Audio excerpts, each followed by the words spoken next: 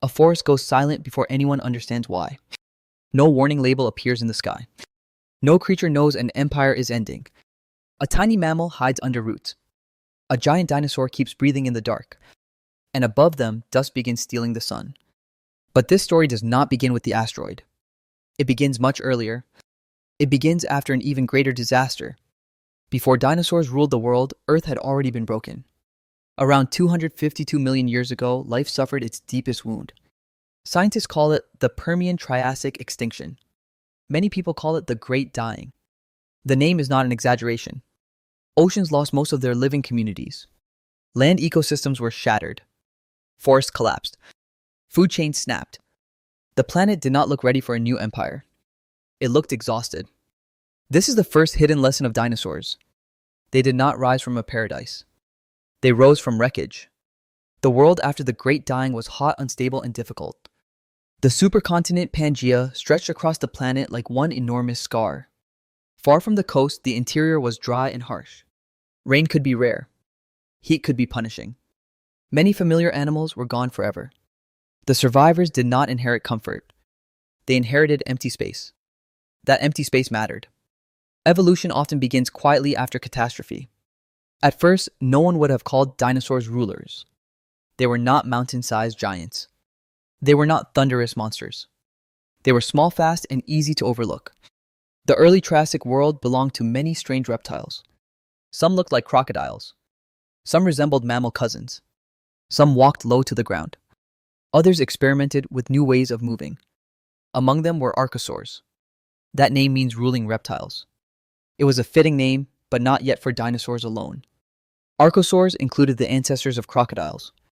They also included the line that would lead to dinosaurs. For millions of years, dinosaurs were only one experiment.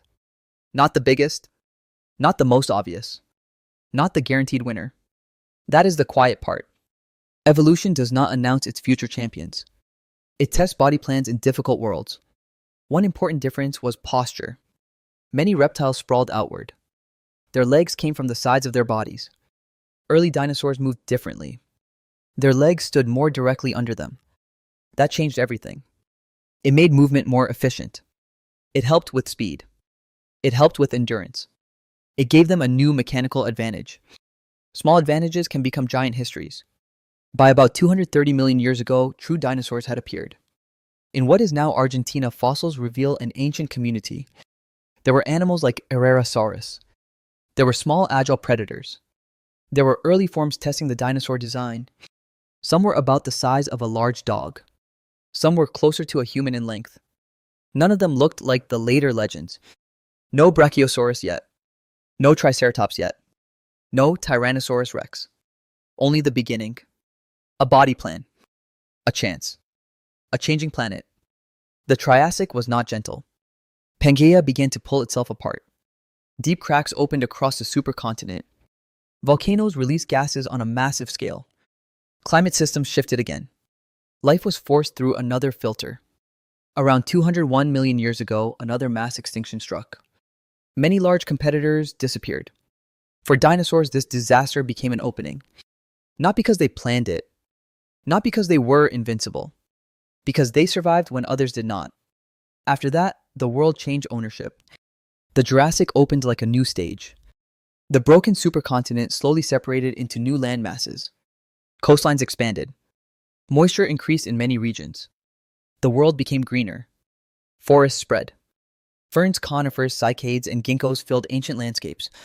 Food became more abundant. And dinosaurs began to transform. This is where the word giant becomes real. The Jurassic did not simply make dinosaurs bigger. It created an evolutionary race in size, reach, and survival. The sauropods became the great symbols of that race.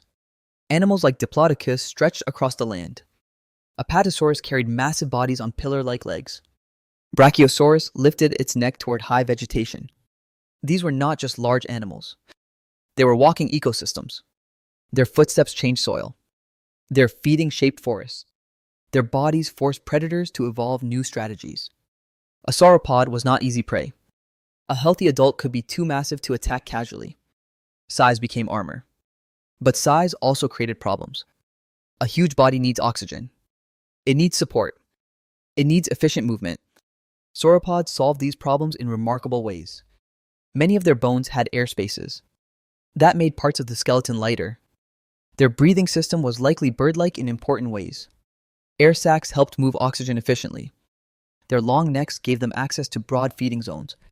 They could sweep through vegetation without moving the whole body constantly. That saved energy. That small design detail mattered. A neck was not just a neck. It was a feeding machine. It was a survival tool. It was an answer to a green world. But a world full of herbivores creates opportunity for hunters. The Jurassic had predators built for violence and timing. Allosaurus became one of the great hunters of this age. It was not a copy of Tyrannosaurus rex. It belonged to a different chapter. Its skull-teeth, arms, and hunting style tell another story. Predators did not need one perfect design. They needed workable designs for their world. Allosaurus shared landscapes with armored herbivores. Stegosaurus carried tall plates along its back. Its tail ended in dangerous spikes. That tail was not decoration. It was a serious weapon. Here, evolution looked like an arms race. Teeth improved. Armor improved. Speed mattered. Mass mattered. Awareness mattered. Every predator shaped its prey. Every prey animal shaped its predator. This balance gave the Jurassic its drama. Not endless monster battles. Something deeper. A living system adjusting to itself. At the same time, the skies were no longer empty. Pterosaurs flew above coastlines, forests, and inland waters. Some were small and delicate. Others grew into astonishing flyers. They were not dinosaurs. That is important. They were flying reptiles living alongside dinosaurs. The seas also had their own rulers. Ichthyosaurs moved through water with fish-like bodies. Pliosaurs carried enormous heads and powerful jaws. They were not dinosaurs either. They were marine reptiles. The Mesozoic was bigger than dinosaurs alone. It was an entire world of reptile dominance. Land, sea, and sky each had their giants. The Jurassic was a golden age, but golden ages do not last unchanged. As millions of years passed, continents kept drifting. Seas rose and fell. Climates shifted. New plants appeared.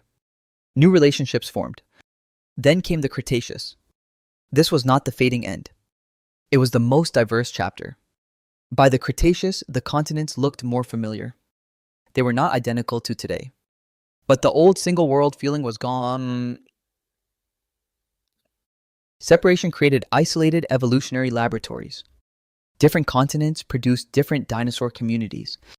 Life became more regional, more specialized, more surprising.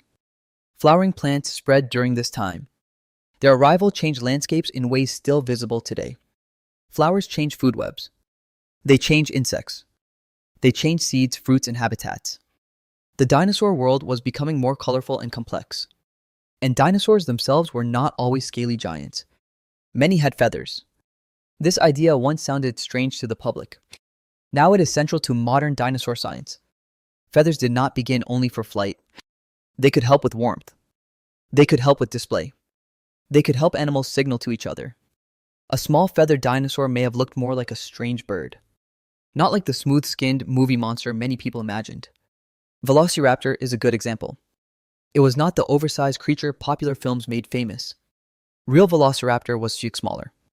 It likely had feathers. It was still dangerous, but in a different way. The truth is often more interesting than the myth. The Cretaceous also gave us the icons.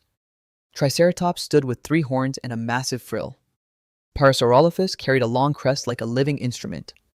Ankylosaurs moved like armored tanks. Hadrosaurs gathered in herds. And near the end, Tyrannosaurus rex appeared. T-Rex did not rule the entire dinosaur age. It arrived very late, closer to us than to the first dinosaurs. That fact changes the scale of the story. The dinosaur empire lasted so long that its legends never met. Stegosaurus was already ancient history when T-Rex lived. T-Rex was not just famous because it was big. It combined size, senses, muscle, and bite force. Its skull was built for crushing power. Its teeth were thick, deep, and damaging. Its eyes faced forward enough to help judge distance. Its body was not random terror.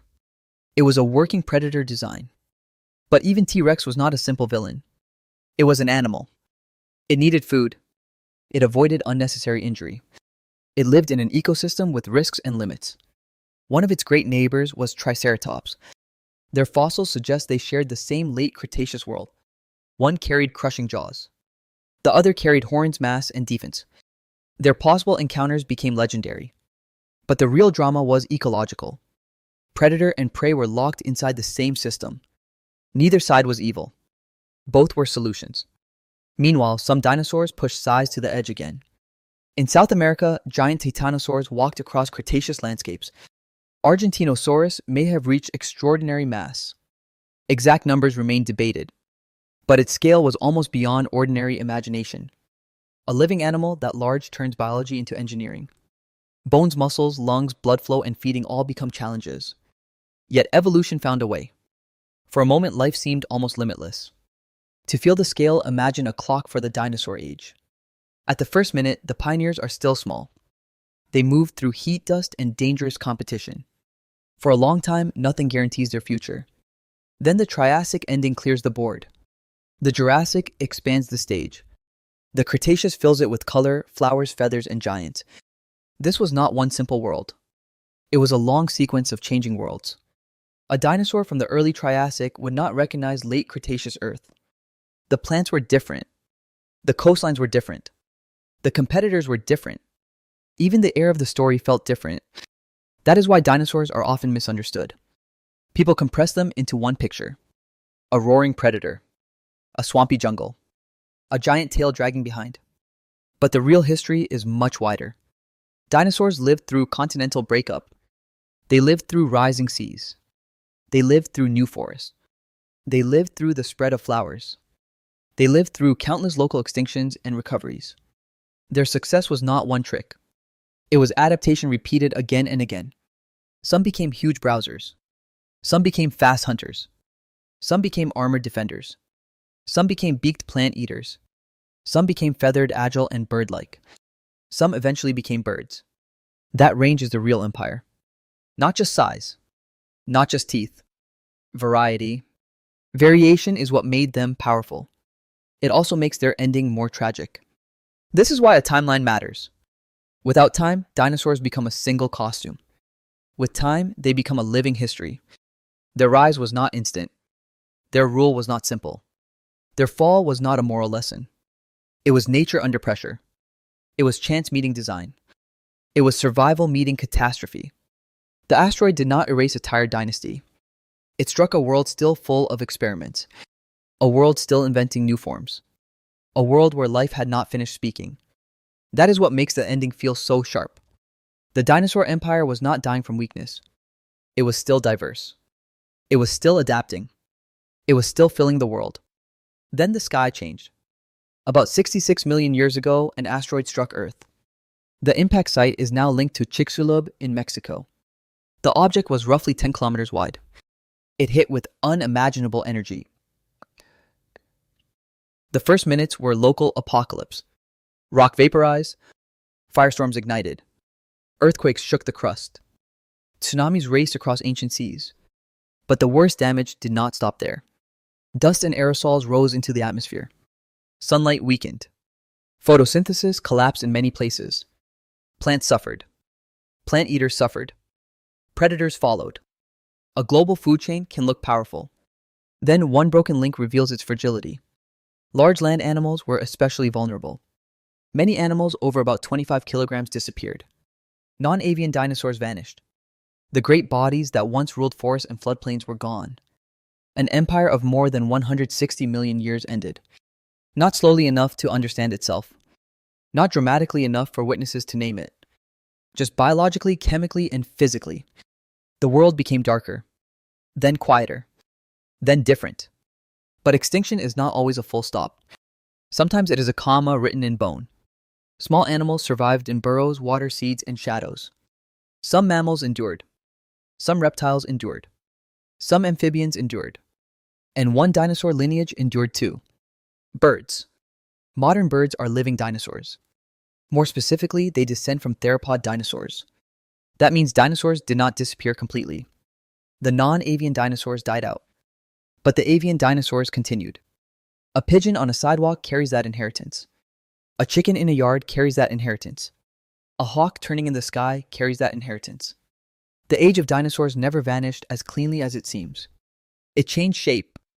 It shrank. It learned to fly. It hid inside the ordinary. That is the final turn in the story.